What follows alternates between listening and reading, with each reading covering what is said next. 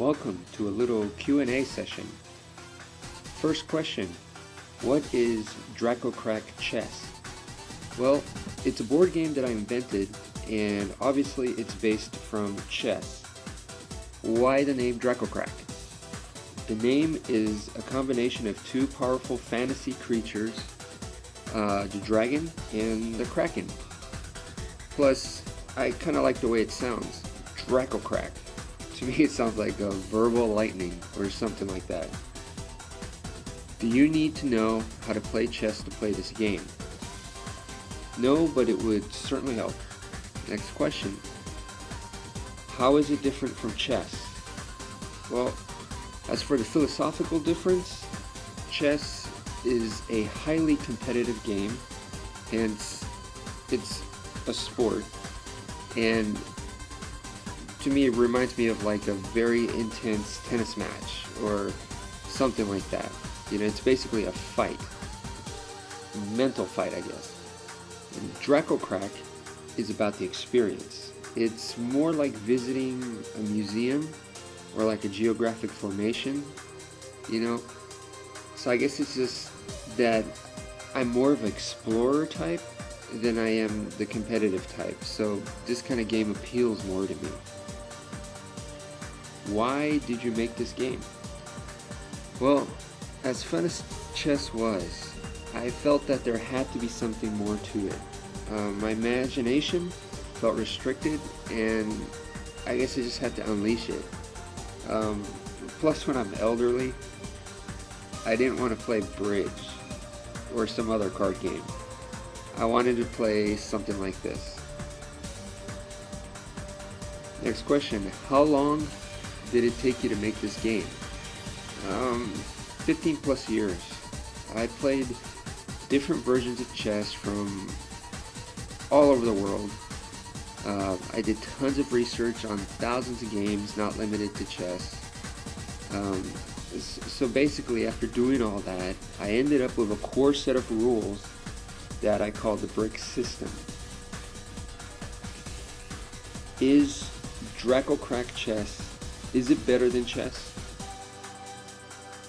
As similar as it may seem, it's totally different. In a very generalized term, I guess you can say that it's less abstract and it's more fantasy. What can people expect from this game?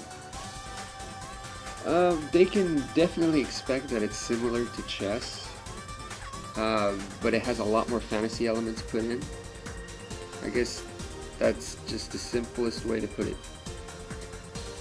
What is the best feature of this game? The best feature is definitely that it has unlimited expansion potential. And even better is that you can do all of that homemade. And I feel that you just can't beat that. There's a lot of games out there that do have potentially unlimited expansion, but you gotta go buy those pieces, you gotta go buy those cards or whatever, and if the company goes out of business or if they stop producing, then that's it pretty much, you know.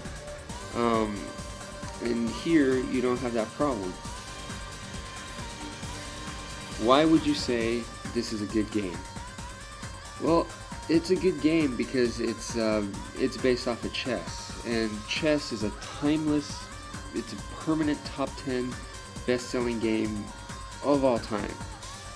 So since it's based off of such a good game, I think a lot of those elements carry on. What is the replay value in this game? To get players, to keep them interested and to get them to come back and keep playing, the fact that it allows change is the biggest factor. The next game can be totally different because you might use a completely different board, totally different pieces, and a different group of people to play with. So do you have a favorite piece? My favorite piece, vampires by far.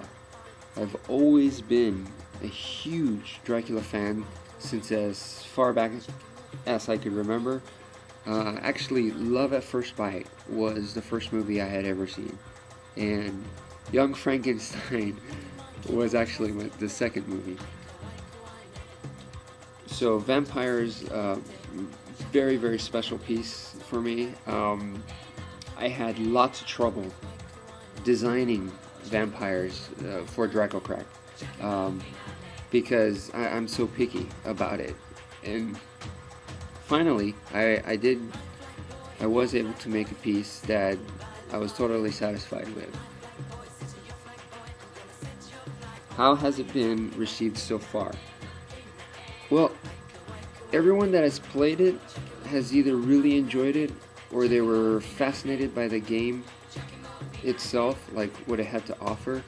And the most popular subject was definitely about making the pieces and what pieces I had already designed. So it's been received really good. Really, that's been very positive and very encouraging for me.